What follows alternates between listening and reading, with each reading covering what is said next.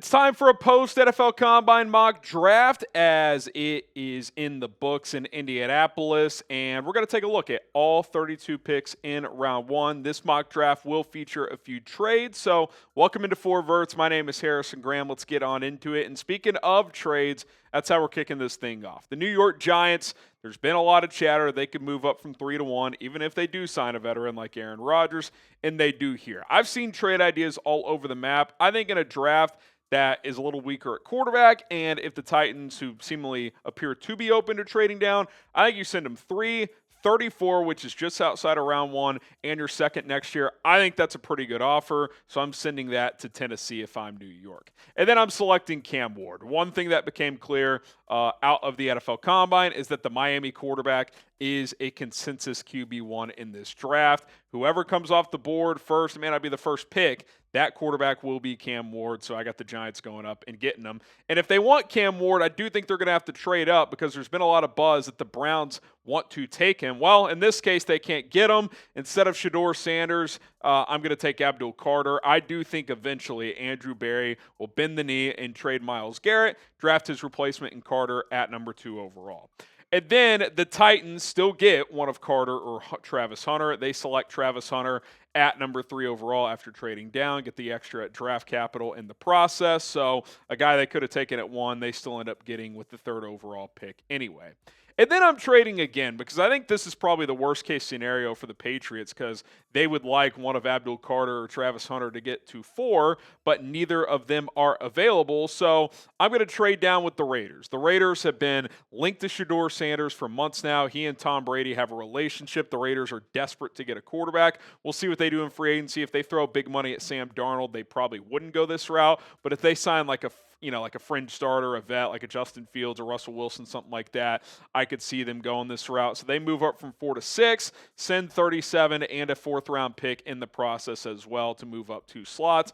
They get their guy, Shedeur Sanders. There's been a lot of buzz out of the Combine. Shedeur is sliding. He could fall outside the top 10. Some reports even indicate there's a chance he could sneak out of the 1st round. I just don't think that's the case. Teams are always desperate for quarterbacks. I don't think Shedeur is a great prospect, but I still think he's a good one. I'd be shocked if he didn't go top 10. I got the Raiders moving up to select him number 4 overall.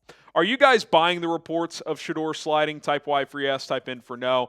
I'm buying the reports that Cam Ward is a clear QB1. I'm not buying this idea that Shedeur could fall to the 20s or something. You're telling me the Raiders at 6 wouldn't take him if he's sitting there? I have him trading up for him in this mock. So I'm not buying it that much. I'd be shocked if he got outside the top 10. Okay, at number 5, the Jaguars select Will Campbell out of LSU. Now, with his arm length, he might be a guard, so we'll see if the Jags would play him inside or at tackle. Maybe they give him a look at tackle, then kick him inside. We'll have to wait and see, but he still had a great workout in Indianapolis. The athletic traits are there. 3-year starter at left tackle in the SEC against premier competition. I think he's a top 10 pick. At number 6, after trading down, the Patriots still get Mason Graham. His testing measurements came in a little lower than expected, although I did just see a tweet that apparently Mason Graham shedded some weight for the Combine with intentions of working out, but then he bruised his heel, so that is why he was at 296. He reportedly played at 315 at Michigan this past year, but shedded some weight to try and test faster, so that could be an explanation for why he was 296 and not over 300. I still think he's a hell of a player. Turn on the tape. At number 7, the Jets select Tyler Warren. If the Jets don't take him, the Saints probably will at 9. Dynamic playmaker for Aaron Glenn and the Jets to pair with Garrett Wilson, Breece Hall, and that offense. If Shedeur Sanders slid to 7, I would probably take him here, but since he did not, I think Tyler Warren's a good option. How about Shemar Stewart, who tore up the Combine, had one of the better workouts you'll ever see for an edge rusher at almost 270, had a 40-inch vertical, ran in the 4.6s. He was just tremendous. The production hasn't always been great, but the Panthers need D-line help, and he's got all the physical tools. If he can develop, he could be a big-time player. Tedero McMillan goes to the Saints at number 9. They could use a receiver to pair with Chris Olave. Sounds like they're probably going to keep Derek Carr, so it gets him another weapon as well, another piece for Kellen Moore to work with that offense. At number 10 overall, Armand Mimbu, the offensive lineman out of Missouri. I think in this spot, the Bears would choose between Mimbu and Ashton Jeanty. Since I took Jeanty in the last mock, I'll mix it up here. Mimbu, I think, and Dane Brugler even said he thinks he could play left tackle. If that's true, I think the Bears would be intrigued. With Braxton Jones earning the final year of his rookie contract, maybe you play him at guard as a rookie, kick him out to left tackle in his second season. But I think either guard spot, if for some reason they wanted to move from Darnell Wright from right tackle inside or to left tackle, Mimbu could certainly play right tackle. He's a very versatile player and tested extraordinarily well in Indianapolis. Kelvin Banks Jr. goes to 11. I think if Mimbu's on the board, that's who the Niners will pick. But since not, they go Banks here. Probably plays either right tackle or guard as a rookie. And then long term, he's the Trent Williams replacement at left tackle. But Williams has already said he's coming back next year. So at least in 2025, Banks would either play guard or right tackle. And then the Cowboys land Ashton Jeanty here. I think this is probably the floor of where he goes. I think he's going to go pretty high. Bears could take him at 10. Raiders could take him as high as 6. You could see a team trade up for him as well. Dallas desperately needs a workhorse running back. Jeanty provides that, gives them another big-time weapon offensively. Be sure to subscribe to us here at 4Verts. We'll have you covered all the way until the NFL draft. We got free agency coming up next week. We'll have plenty of rumors and free agency coverage leading up to that this week. And then, of course, react to some of the big signings next week as well. Subscribe to the channel. We crossed 8,000 subs recently. Let's keep the ball rolling. Let's get to 9,000 as soon as possible.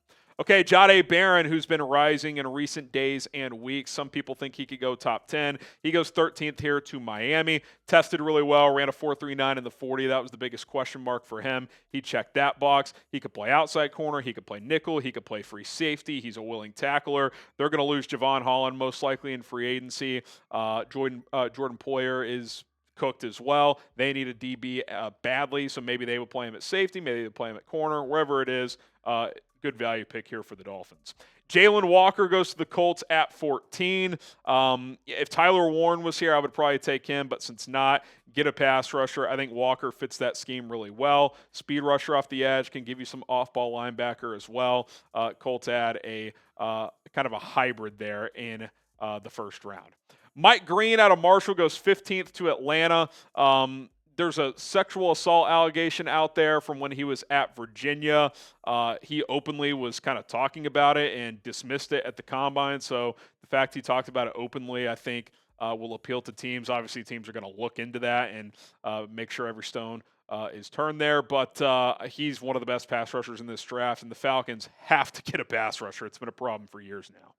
Okay, the Cardinals at 16 select Ole Miss defensive tackle Walter Nolan. There's been a couple whispers at the Combine that he's slipping down people's boards. Not really sure why. I don't know if there's an off-the-field issue with him with some teams, but I think he's one of the best interior pass rushers in this draft. I really do. So he goes to Arizona. Tyler Booker, the guard out of Bama, goes to Cincinnati. They run a lot of gap, so I think he can work there. They've had heavier linemen in the past. Orlando Brown's their left tackle, so they don't necessarily rely on athletic offensive linemen. And Booker is not. He's not a very good athlete, but he's technically sound. He's very powerful. I think you put him at left guard next to Orlando Brown. That's a pretty powerful left side of the offensive line protecting Joe Burrow.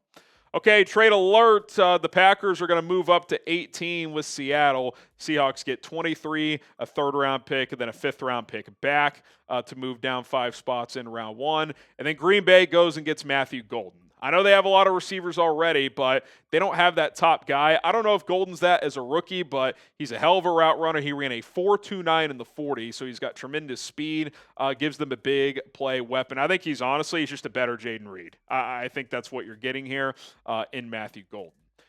Jahad Campbell goes to the Buccaneers at number 19. One consistent theme we heard coming out of the Combine is Jahad Campbell is not getting outside of the top 20. Well, the Bucs need a linebacker. They take him at 19 here.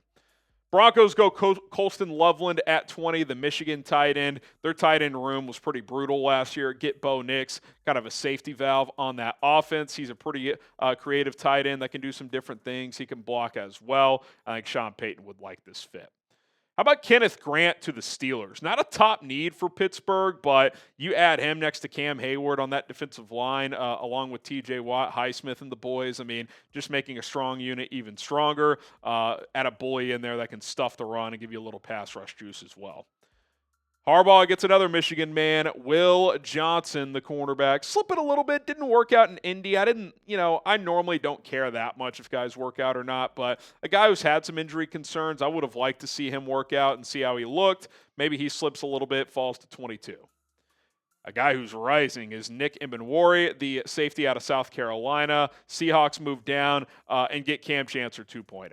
I think that's kind of what you're looking at here. A big athletic freak. I actually think he's more athletic than Chancellor. Can run like a deer.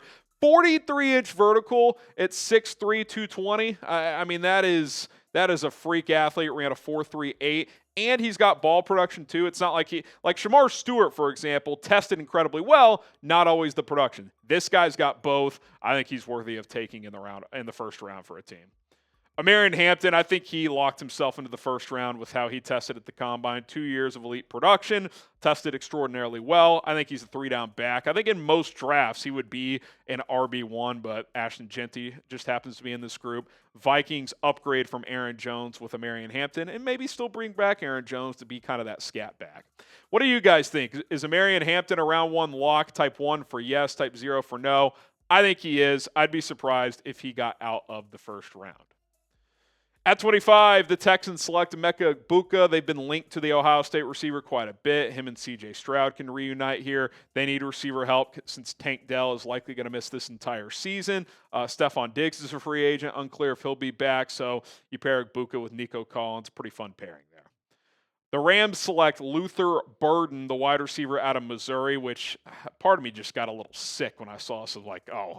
Imagine Sean McVay working with this guy with all the different things you can do with him. He's like your creative guy, while Puka Nacua is just your true one. They already got Matthew Stafford back, Alaric Jackson back at left tackle. Vibes are high in L.A. You add Luther Burden to that, that's pretty exciting. Michael Williams falls a little bit here. He goes 27 to Baltimore. That'd be such a Ravens pick, a guy that should go top 15, top 20, just falls into their lap at 27. He would instantly be really good, I bet. And then the Lions get Gray Zabel. Probably going to lose Kevin Zeitler in free agency since he's getting older, so they go take Zabel at 28, plug-and-play guard. Could be their long-term center if they want to go that route as well, depending on how long Frank Ragnow is going to be there. So seems like a natural fit. Josh Simmons, who apparently got a good medical bill of health out of Indy. Not that he's cleared yet, but he's on track after that patella tendon tear in October. Had surgery for it. We'll see if he's ready for training camp or not, but apparently he's doing well. He should go round 1, and I think at 29 this late, that's worthwhile if you're Washington. And then one of the wild cards of the draft, it would appear. James Pierce Jr., the edge rusher out of Tennessee. There's all kinds of reports out there. He has bad character. He doesn't care about football. I don't know what's true, what isn't. You always hear this about a few guys in the draft every single year. The talent is incredible, though. And if you're the Bills and if you feel good about this guy after you meet with him, at 30, I think he's worth a swing. This was a guy that was getting mocked number 1 overall in some mock drafts coming into this last college football season. Didn't have an unbelievable year, but still a good year, and he was awesome in 2023 as well. I think at 30, it's worth a swing. The Chiefs get Malachi Starks, another just stud falls into their lap here. They're probably going to lose Justin Reed in free agency. So what do? Well, we'll just replace him with Malachi Starks, one of the best safeties in this draft. And then Donovan Ezaraku tested really well, had the production. Eagles going to need some pass rush help. Obviously, they could go after Myles Garrett, but if the Browns don't trade him or if he lands elsewhere, Ezaraku at 32 would be fantastic. I'll tell you who they will draft if he falls there, James Pierce Jr. You can take that to the bank if Howie Roseman has his chances at him. So they get Ezaraku instead, who was very productive last year and is one of the better pass rushers in this draft. All right, there you have it. That's going to do it for our post-NFL Combine mock draft. Let me know how you guys think we did. My name is Harrison Graham. Plenty more content to come throughout the week leading up to free agency next week, so be sure to subscribe, and we'll see you soon.